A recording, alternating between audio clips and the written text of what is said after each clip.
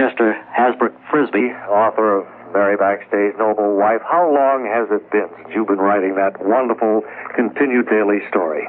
25 years. Has it been that long? Yes, it has, Bob. And, Chester Hasbrook Frisbee, I want to pass along the congratulations of the many people who have stopped me on the street personally and said, I really think that's... Bob. He's teaching, he's told you 1,000 times, just call him Chet. Well, but he's not a Chet person. Yes, he is. He just... Neither is Chet Huntley, come to think of it. It's too stuffy, that Chester Hasbrook Frisbee. Well, he's trying to get with a little bit, but I've always called him that. You've always called him that. But he's told you 1,000 times to call him Chet. So why don't you do it? I think you just try to irritate him. I really do. No, I'm not really. Kind of rub him the wrong way.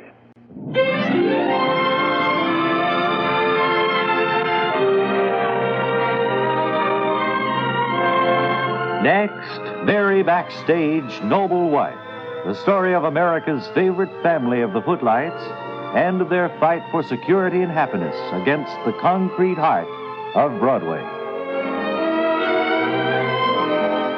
It's shortly after our last episode now, and in the lounge car of the Crack Hummingbird Express heading west, Calvin and Pop Beloved stage doormen have come, leaving Mary and Harry to rehearse their new play, Westchester Furioso. And as we join them, we hear Calvin. I think it's better that we leave them alone there because we're only interfering with their artistic talents. Oh, yes. They can't study lines with people walking up and down outside. I don't know how people can remember all those lines in a play. Can you, Pop? Well, let's just practice, I guess, Cal. Yeah, let's sit down here. This looks like it would be near the piano bar.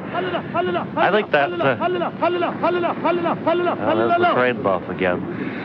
I know he takes notes all the time. I know he does. We've all noticed that by now, so I begin to wonder if maybe he has some other function other than to irritate us. I like the introduction of live entertainment on the train of the lounge car, though. It's pretty interesting. Oh, I guess a picture of the white ones. Yeah, make that 2 pictures of the great white big mouth. Hey, look, the fellow's singing there at the piano now. Let's listen to him.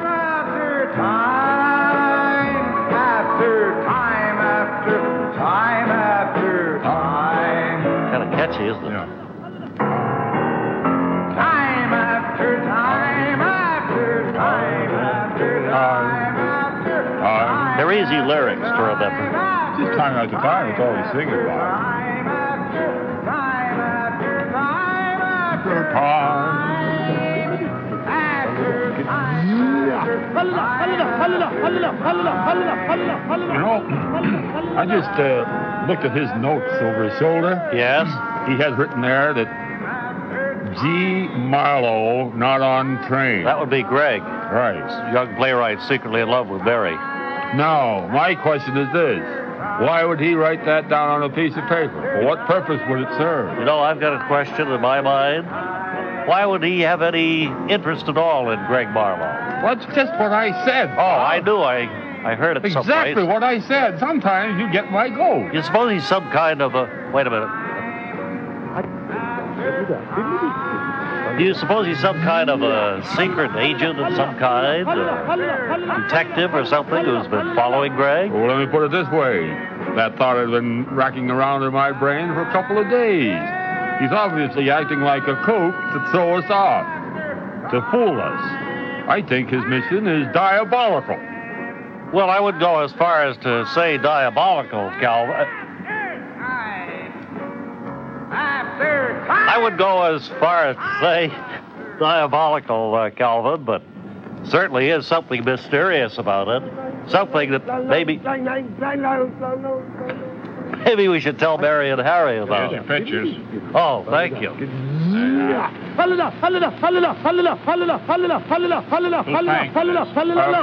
He's paying.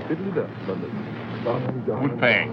I pointed at you, that fellow there, Calvin. The fellow with the pointed head, Pop. All right, I'll pay for this group of pictures. You can pay for the next group. Okay. I think that fellow's going to sing again. He looks like he's counting off the tempo. Yes, he is. Here, here's your money, waiter.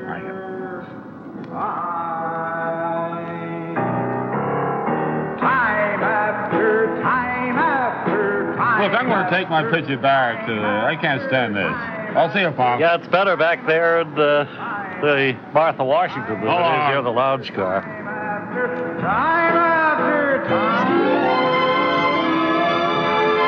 And so the train rolls westward with Pop, Calvin, Mary, and Harry aboard. A question about Greg Marlowe's whereabouts, and still another question regarding the train buff.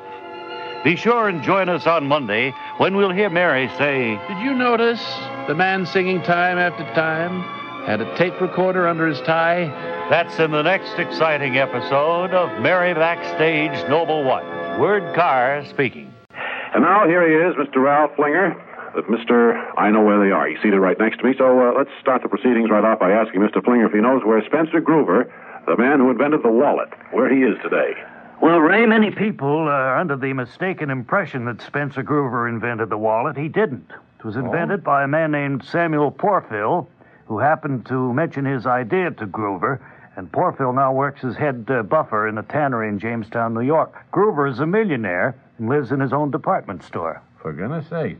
There was a man called Norman Brewster who once invented a clip so that when you picked up the sugar from a lunch counter, the menu wouldn't fall down. You know, where is he today? Well, while Brewster thought his invention was a good idea at the time, he later found that most people enjoyed having the menu fall to the table. However, Brewster did well anyway. He lives in Death Valley with his family and has enjoyed remarkable success prospecting for lead. I see. Now, many years ago, there was a marathon dancer by the name of Bessie Farley. She was the girl who danced for a solid year without stopping. Could you tell us whatever became of her? Yes, she married a foot doctor from Chicago. Later, she and her husband found that they didn't care for Chicago, so they moved to Fort Lincoln, Nebraska, where they're both involved in visual education. They manufacture the little pictures that go into those telescopic eyepieces. Oh, yes, I've seen those. Right.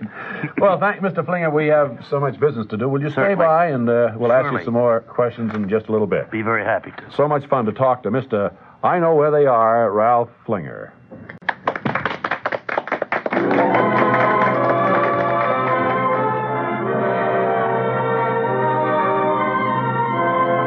Next, Mary Backstage, Noble Wife, the story of America's favorite family of the Footlights and of their fight for security and happiness against the concrete heart of Broadway. Today, as the Crack Hummingbird Express approaches the foothills of the Rocky Mountains, we join our friends in the lounge car, where Mary and Harry are rehearsing their roles of Margaret and Edward in Westchester Furioso, the play that's to open in Seattle, as Calvin and Pop sit by listening to the... So I think, Edward, that when we do visit Westchester, we should plan to visit the McVees. Yes, Margaret, I think your idea is a good one. An idea which certainly we should consider. What's that next one? Oh, hello. Hi, Mary. Harry. Hey, what's that, Mary, you're wearing there? It's a brooch. It was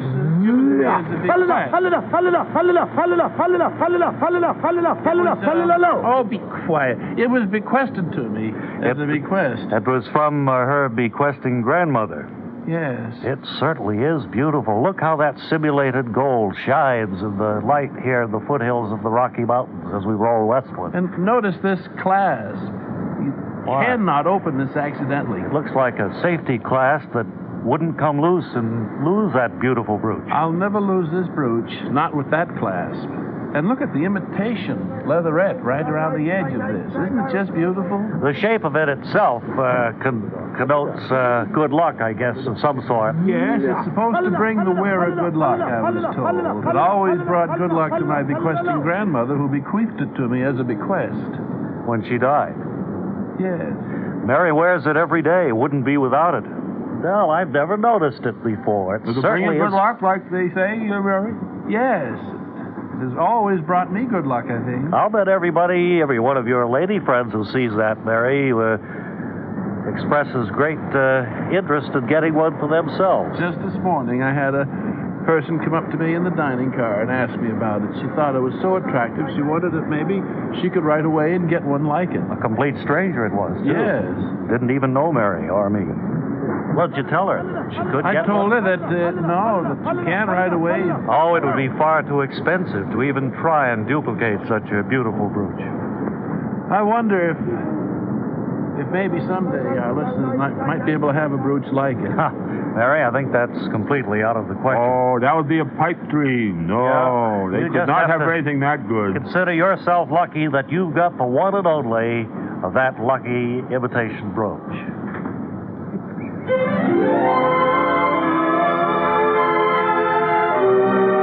And so, the cracked Hummingbird Express heads into the Rocky Mountains, nearing its destination, Seattle.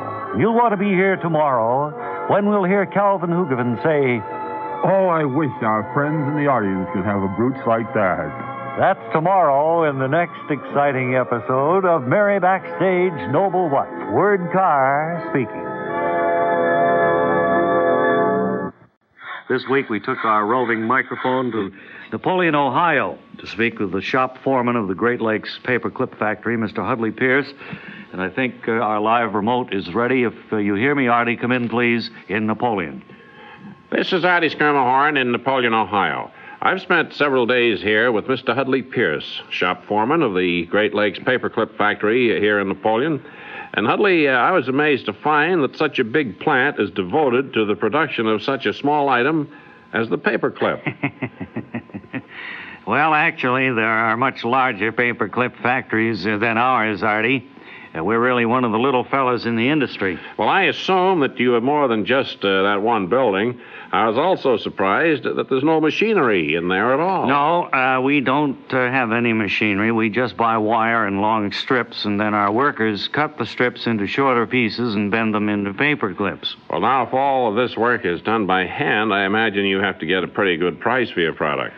No, our clips are priced competitively, Artie. They retail at 10 cents for a box of 100, and we sell them here at the factory for 6 cents a box FOB. Well, how many boxes can a plant like the size of yours turn out in a week, say? Well, when we have all 3 shifts working, we can produce right around 200 boxes a week. If we can sell them all, that means we take in $12. And you can afford to operate a big plant like yours when your weekly sales only amount to $12? Yes, we have a very low wage structure here, Artie. Our average worker makes about 14 cents a week. 14 cents a week? How in the world could anybody live on that? We don't pry into the personal lives of our employees, but I understand that most of our people live in caves out at the edge of town, and they forage for food. Well, I noticed during my visit to the plant that all of the fellows working there were dressed in rags, and they seemed to have strips of cloth tied around their feet. Well, you can't wear shoes when you make 14 cents a week. That should be fairly obvious to anybody, Artie. I just can't understand how you can get people to work for a salary like that. Well, the union contract has quite a few loopholes in it. Oh?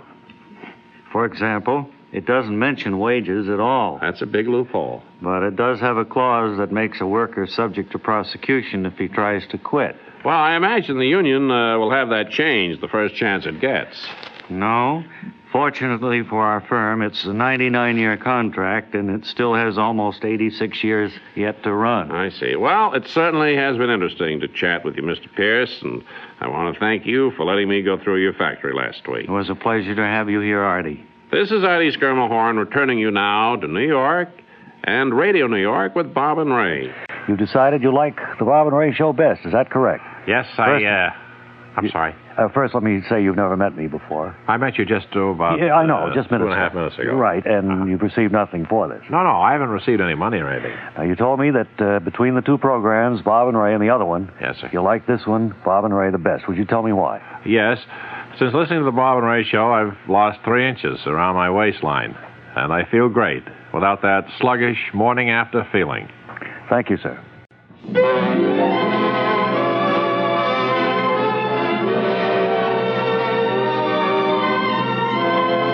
Next, Mary Backstage, Noble Wife. The story of America's favorite family of the Footlights and their fight for security and happiness against the concrete heart of Broadway. Aboard the Crack Hummingbird Express, taking them westward to Seattle, Mary, Harry, Pop, and Calvin sit in the lounge car discussing the fact that the play is due to open on the 20th of April. And as we join them, we hear... I just can't get over that beautiful brooch you're wearing, Mary. Certainly is beautiful, Barry, and one that all of your friends would certainly admire to own, I'm sure. Well, I said, many people on this train have come up to me and said, where in the world did you get such a beautiful brooch? Not only ladies, too, Mary. Some of the gentlemen have admired it and asked where they could obtain one for their wife or loved one, or both. Or either. Yes. But it would be too expensive to try and imitate, certainly. That expensive-looking imitation gold. Hey, look, he changed his act. Hey, that's the trade boss, still with us. Saying Schenectady. Wait a minute. That sound like shooting to you? Yes, it certainly does to me. Well, you know, we're in the foothold of the Rockies, sir. This is bad man country. Hey, wait, the train is slowing down. Yes, I think we're being attacked. You don't mean to tell me we're in the middle of a train robbery? In 1973? Well, it could happen. The train's coming to a stop. 19 what? 73. 73, Barry. Yes, it's definitely stopping. Here comes the conductor with his hand over his head. Hold up, folks. Look who's behind him. Doesn't that look like Fielding, my long-lost black sheep brother? Stand aside. Yeah, it is cohort Eddie. Hey. Hold up now, Governor. Put your hands up, everybody. You mean this is a stick-up, Fielding, in 1973? Give me that brooch. Give me that brooch. He's pointing to the brooch, Barry. Oh, here. But don't you realize that this was given to me as a bequest by my bequeathing grandmother? It's a good luck brooch, Fielding. Always brings Mary good luck. Can it? Give me the brooch now.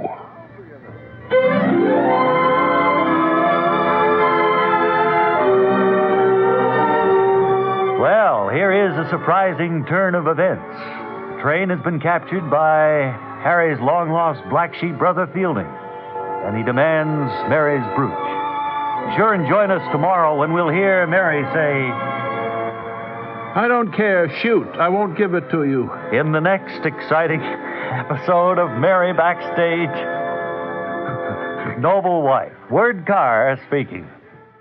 But knowing how these things turn out, I haven't gotten around to ask him just what it is. He's seated here with me now. Well, there's really no need to beat around the bush. I'm a troll. A troll? Yes, sir. Well, my instinct was right. I had a hunch it would be something like that. And, of course, you blurted out your statement knowing that trolls are mythical elves who live under bridges. Well, yes, I blurted out my statement knowing that full well. You did. I happen to live under the George Washington Bridge myself. Well, that qualifies you on one count. Right. But I don't think you're mythical. I'm sure you're not an elf. You must stand at least 6'2", don't you? Just about. From a purely physical standpoint, I don't have the qualifications to be a troll at all, but I decided to take a swing at it anyway in hopes of combating juvenile delinquency. Uh-huh. Are you piling one absurdity on top of another here, or does it just seem to me to sound that way? Well, it just seems that way to you. You see, when I was a kid, my mother used to tell me that unless I was a good boy and ate my kohlrabi and stuff like that, that the trolls would get me. Uh-huh. But parents don't do that anymore, and, well, you can see the results. I can see what the results have been on you, yeah, but I don't suppose that's part of the thing you're aware of. Well, no, the part of the thing I'm aware of is that we have more delinquency now than we used to, don't we? Yeah. You think so? And I think it's because kids today aren't afraid of trolls, and they run wild. So I decided to become a troll and scare a few young punks out of their wits. Well, your motives sound noble. I can't see how you propose to solve the delinquency problem by hiding under the George Washington Bridge, though. Well, I don't stay there all the time. Whenever I hear there's going to be a fight or something, I rush right over and make scary, so the punks will know I'm a troll who's come to get them. Does doing whatever you do get the kids all straightened out? Well, I think it would, but so far, every time I've just gotten a good start making scary, the cops have turned up and taken us all downtown. And they take you along thinking you're part of the mob. Yeah, of course, when we get downtown, I tell the sergeant that it's the others who are the young punks, and I'm a troll. And what does the sergeant do when you tell him that? Well, usually he sends the kids to the juvenile detention home and puts me in the psycho ward.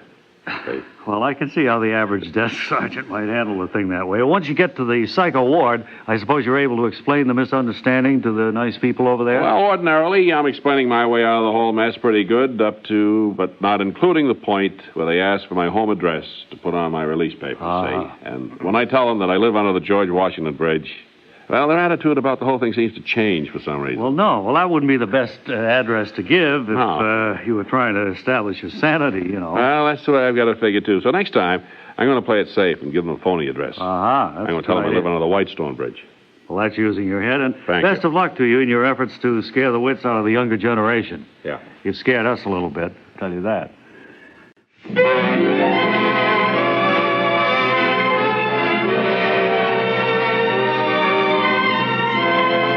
Next, Mary Backstage, Noble Wife. The story of America's favorite family of the footlights and of their fight for security and happiness against the concrete heart of Broadway.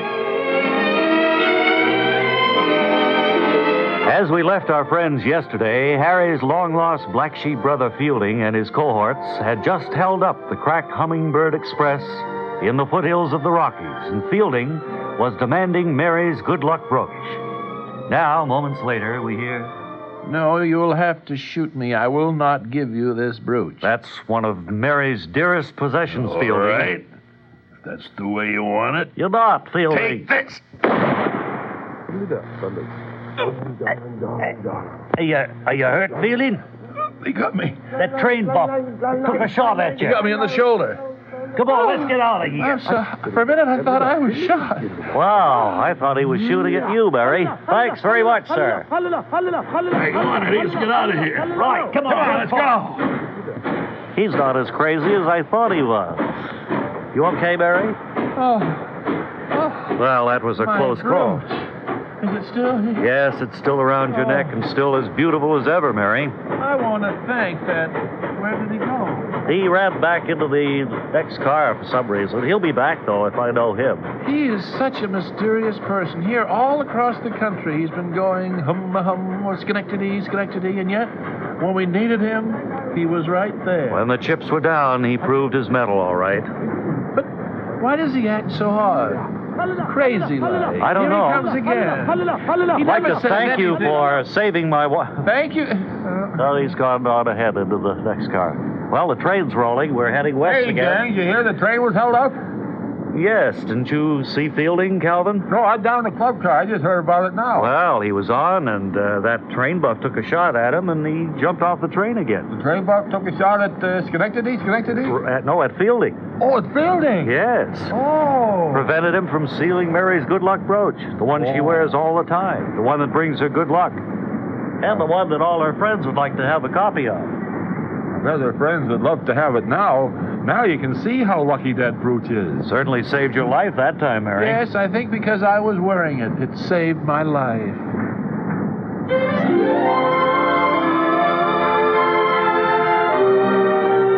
And so the train moves on again, headed for Seattle, and the Backstage is opening in Westchester Furioso. Be sure and join us tomorrow when we'll hear Calvin say, Hey, they arrested the train buff. He didn't have a license for that pistol. That's tomorrow in the next exciting episode of Mary Backstage, Noble Wife. Word Carr speaking. Thank you. Still here in the studio with us is Mr. Flinger of Mr. I Know Where They Are. You know, your fund of knowledge is really amazing, Ralph. How do you manage to keep tabs on all these people? Well, I have a good deal of free time on my hands, and that helps quite a bit. Let's get to the next question. All right. Do you know where Louis Gorby, the man responsible for the vent in back of men's jackets, is today? I'm glad you asked that question. There's an interesting story connected with that. Gorby got his idea for the vent by watching theater curtains. Somewhat the same idea, as you can see, but the theater curtain really isn't a vent, actually. I know, a curtain separates when it's pulled down. A suit doesn't do that. That's right. So when Gorby represented the idea as being his own, the theater curtain people sued. And it was quite a legal battle that dragged on for many years. Oh, really? Who won? Well, the theater curtain people. The courts ruled that the vent was too much of a coincidence. And where is Gorby today? Well, his exposure to the courts taught him a lesson. He's now taking a law course at Clinker University in Canada. Oh.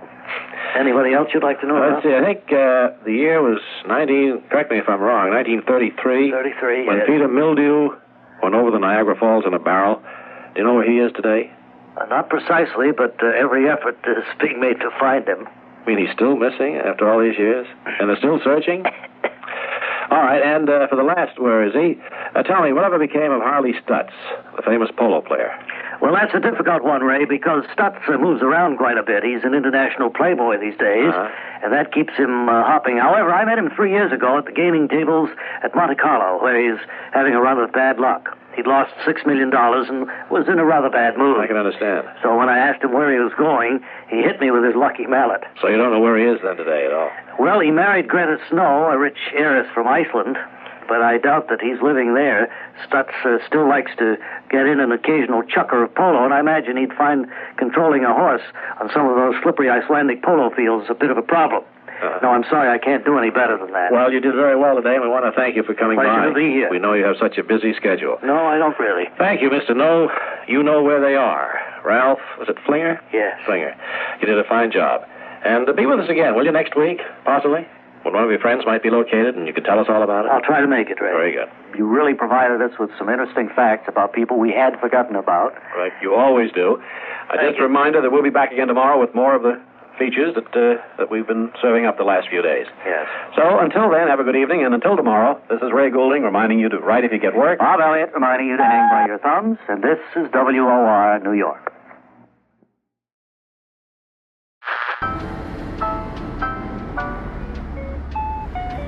Close in 5 minutes.